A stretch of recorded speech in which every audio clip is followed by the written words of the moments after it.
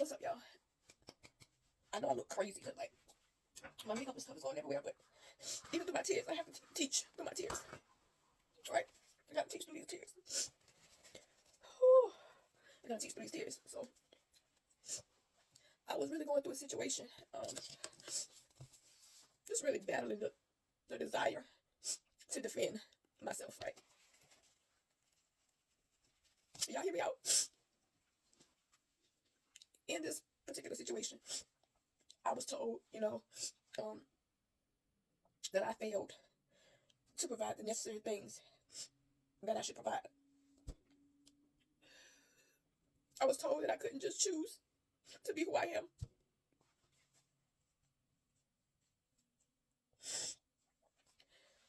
And to quit my duty as who I am, but I would have to find another way. I was told that I can't choose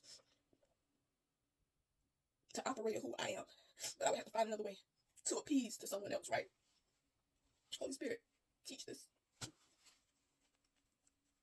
I was told that I should have found an alternative way to do my duty, right? So in this, an array of people, they failed me. But guess who never did? God never failed me. He kept his word. He kept his word. In this situation, prior to this, God had been teaching me to stay silent and guiding my response to certain situations. So this has been an ongoing lesson for me, right? No, I'm never going to sit here and fake the funk and say anything God instructs me to do is easy. I can just do it. Because it's far from it. It's work. It's persistence. It's a due diligence that we have and a level of respect that we have to have for the one who created us, the one who knows. There's a lot of my respect for God. I had to follow it through, even though I was told these things, right? I knew that all of these things that were said were false. But like I said, in the midst of that situation, I no longer felt the need to defend who I am outside of who I was presented to be, right? When I was informed prior to the situation, they gave me an option. Basically, I could choose to speak up, or I could choose to be silent for lesser words. I could speak up, or I could be silent. So in this, of course, I want to react naturally how I would want to react, which is defend myself. But I remember when God spoke to me. He told me to be quiet, to be silent, and to be still. So my initial response to the question of, did I want to speak up and speak out, or did I want to remain silent? And so I chose to remain silent, right?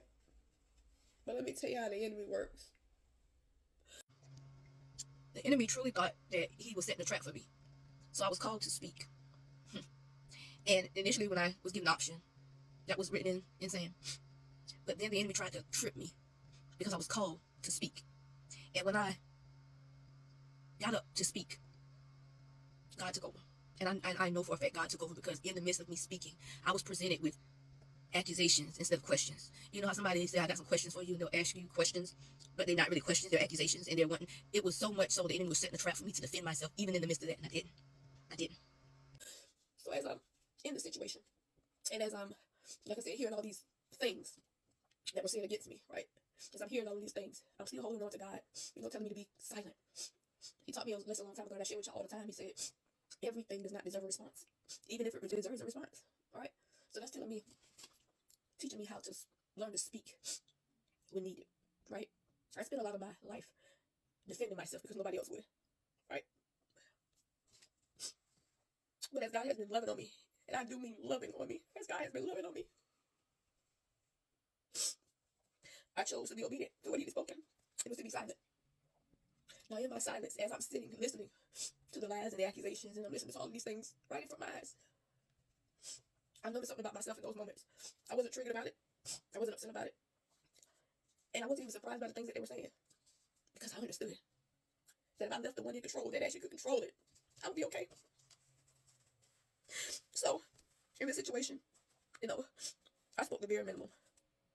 I was holding back all the things that I could say,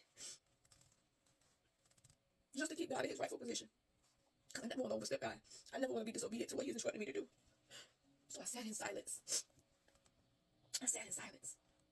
I no longer had that desire to defend the why or the how I got there in the first place. I no longer had that desire. And it's, most people would say, I just sat and I took it. I took it. You know why? Because when I stay silent, and when I stay focused on me, then God can do the work. He can do what needs to be done. As long as I'm in my rightful position. I no longer wanted to operate outside of my position, which was to sit back and let God work. I couldn't overstep God and his instruction to me. Now while I'm sitting, and as hard as it was to sit there and just to watch people just say what they want, and others believe what they hear. You know, it was very disheartening. It was. But I made it through. Even when the things, even when things that I said to an individual, you know, basically they heard it, but they kind of just shot down everything I said because it was as if what I was saying held no weight.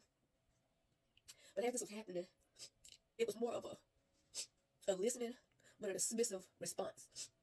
That's what it was. Thank you, Holy Spirit. So while they were listening to my concerns, right?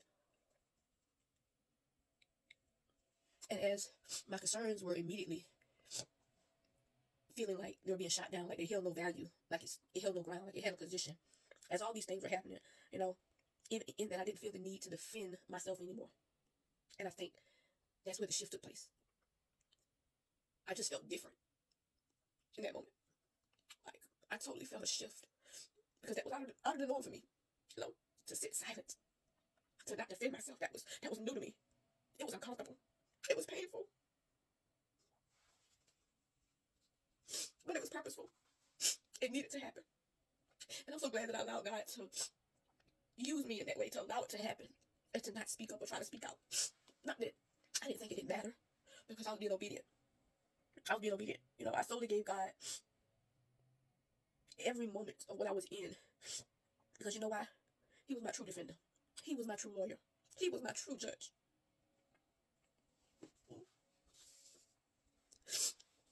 When God is elevating you, there are some things that has to happen. And those things consist of pain and betrayal and hurt. And you feel that such a loss. All of these things are normal when we allow God to do what he does in us, right? Now, like I said, while I was sitting there and all these things were taking place and all these things were being said, and I was just taking all these things, and I wasn't concerned in those moments of what others were thinking of me. I literally sat in silence and just listened. As bad as I wanted to speak out, as I said, no matter how long it took for me to sit in that thing, and no matter how bad I wanted to speak out and reveal who I was, I couldn't.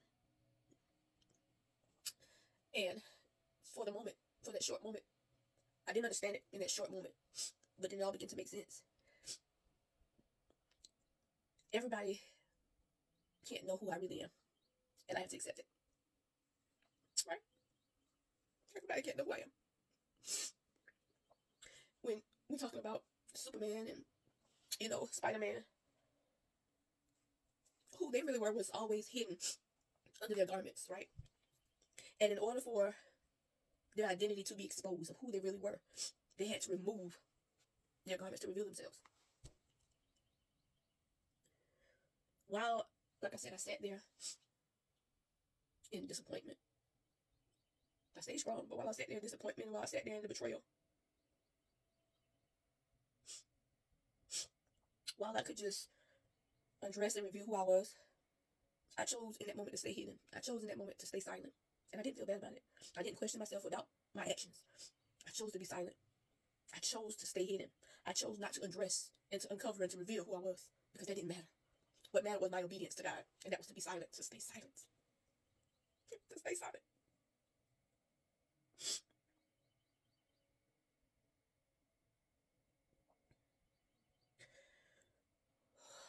While the enemy cannot kill you, right? While the enemy cannot kill you, if I decided, let me say this, help me, Holy Spirit. If I decided to undress and to reveal who I was, if I had decided to not be silent in those moments, if I had chosen any of those things, while we all know that the enemy cannot kill us, while the enemy cannot kill me, he knew how to get to me by hurting the people who were close to me. And I say that because the enemy knows how much I love those things. that were once close to me. The enemy knew that. And his plan, his line of work, his obligation, his duty is to kill, steal, and destroy. And he knows if he can destroy you, upset you, by using somebody that's close to you, he would do it. And like I said, while the enemy couldn't kill me, he knew that he would try and attempt to get to me through those that were close to me. But Jesus, he transfigures. He just moves in a way that sometimes we may never understand. But in the Bible, when Jesus told, 12 disciples to stay where they was, and when he chose to call Peter and James and John, the three people that he considered, the three people that he knew could handle a certain level of identification, when he chose to call those three, while he was on the mountaintop, when he came down, and as soon as he came down, saw them arguing. And when he came off of that mountain, he walked directly into some mess. One thing that I do know is that if you are going to be anointed, you got to be able to handle the mountaintop and the mess. Mm-hmm. You got to know how to handle the promotion and the termination. You got to know how to handle the lies and the accusations. And you got to know how to handle the allegations against you. Because see, one thing I do know is that the Lord gives us and he takes us away. And in order for us to really understand the power of the resurrection of Jesus Christ, we really have to embrace the totality of his entire crucifixion. In order for God to next level you, in order for God to give you all those things that he promised to you, you're going to have to take some beatings and some bruises. You're going to have to be promoted and then demoted. It's got to happen. It's got to happen. We can't shout about getting up and making it through and how God brought us out if we never went down in the first place. And while, like I said, it's no fun going down. It's no fun being terminated. It's no fun being accused. It's no fun being ridiculed. It's no fun. But it must happen. Everybody can scream at the top of their lungs with their testimonies, and they can shout on the mountaintops. And they can jump up and down about the resurrection. But it takes a whole nother level of faith. A whole nother level of silence. A whole nother level of stillness. A whole nother level of faith to see that thing through. Betrayal and hurt, disappointment, those things hurt the most. Especially when it's coming from those people that you thought that were going to be there to help you, or the people that you thought that loved you, or the people that you thought that cared, or the people that you thought that was on your side. Remember, God is always on your side. God is always on your side. He never fails you. He never ceased to keep working on your behalf. And as much, like I said, as much as these things were done to not only get me out of my character, to not only make me reveal things about myself, to uncover some things about myself, not only did these things happen to do that, God wouldn't allow it to take me out. Whenever the enemy tried his tactics, it didn't work. He wasn't going to allow what he did to try to take me out. And in the end of this, what happened was, even though I remained silent and quiet, even though I was ordered to do the things that I had said I was not doing, and I was standing on big business when I said I wasn't doing it. Big business. When I said that I wasn't doing some things, I meant that. But when you give God total control of your situation, if you truly and honestly give God total control of it, your no is going to turn into a submissive yes to God. When I was ordered to do a certain thing, that was God speaking. That was God speaking. And I said to myself, how dare you think, even for a second, even for a minute, that you're going to tell God no? My mind was made up when I said what I said. I was not changing. But in order to change, I had to submit to the instructions of God. And I'm so glad that I did. Because not only did I not identify myself or reveal myself to the wrong people, but I was able. It was able to strengthen something on the inside of me. It was able to build something on the inside of me. I was able to sustain a different level of silence. I was able to unlock a different level of silence that I never even knew I had. Like I said, that was new for me. That was game changer for me. To be silent when I'm sitting in the midst of accusations. When I'm sitting in the midst of betrayal. when I'm sitting in the midst of dismissive passiveness, when I'm sitting in the midst of it don't really matter, when I'm sitting in the midst of we're just gonna let them think what they want to think, that was the most difficult for me. But like I said, I feel so good. When I came, I felt like while I was in that thing, like I said, I initially wanted to go in. I initially wanted to give the whole rundown, but for what? For what? Because when a person gathers their own set of information about you, their own set of assumptions about you, nothing you do can change that. I don't care how much you speak on your behalf or whatever. Nothing's going to change that for you. Nothing. So while I came out on the other side, while I came out stronger than I was before, because I literally am stronger, and just that short while of silence, while I came out stronger, like I came out proud. Like I didn't come out hurt. I didn't come out mad and angry. I didn't come out with my day being ruined. I came out proud. I was literally proud that things went the way they did. I was literally proud of myself that I literally gave God everything and I left it to Him to handle. I literally am proud of myself because I no longer put my hands on it. I'm really proud of myself. And that's big for me to say in that area because one thing about me, when I stand on business, I stand on business. When I say something, that's what it is. And ain't nobody can change that. But I'm so glad I'm here to tell you today that God can change you. He can change your ways. He can change your reactions. He can change the things that happen to you. He can change the people that made those things happen to you.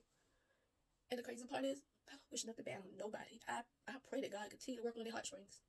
I pray that while they may even not be able to sleep at night, I pray God brings harmony and peace to their sleep. Knowing that they've caused and had their hands in something that has been chaotic and caused turmoil for someone else. I pray that they find themselves in God. And I pray that God forgives them for the choices that they made, for the lies that they told, for the accusations.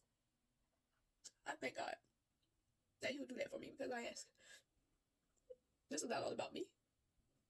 I'm speaking about truth and I'm teaching through my truth. So let me help you. In order for God to move, in order for Him to do those things that He said He's going to do for you, even though He can do it without waiting on us to do anything. While we are waiting for God to do some things on our behalf, we must remain silent and focus on us. Because all this stuff happened, because I chose not to be angry or mad, upset or frustrated, or because I didn't choose those feelings. I didn't choose those feelings today. I didn't choose to feel the need to defend myself. I chose to stay focused. And that's why I feel so good today about every decision that I made today. Because I was able to stay focused and keep my eye on the bigger prize. And the bigger prize was me. The bigger prize in this was me.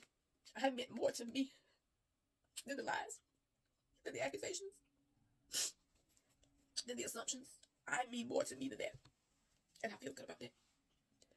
So whoever you are, and wherever you are in your walk, in your journey, if you find yourself in the midst of chaos, and you find yourself in the midst of allegations and accusations and the untruth,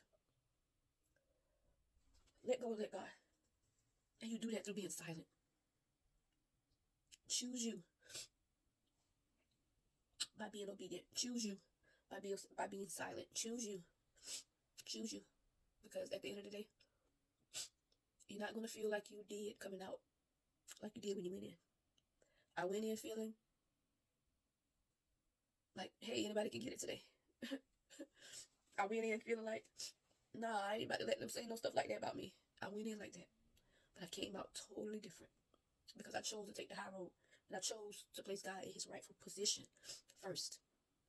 And when you place God first in your life, no matter what your thoughts and what your decisions that you've made, whatever you said you was going to stand on, when it didn't work out, when it doesn't work out, just know that God always going to work it out.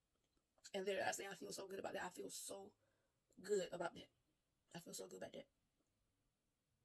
I share this word with somebody that you know that may be going through a season of lies, accusations, assumptions, dismissiveness.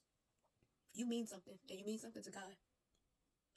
And He wants you to know that even though it's going to hurt, even though that silence is going to feel like you're going to snap in half, even though that silence feel like people are getting away with the things that they're doing to you, even though it may feel like that, know that is not the case. God is defending you. And you don't need to. You don't need to. I love y'all. I'll talk to y'all later.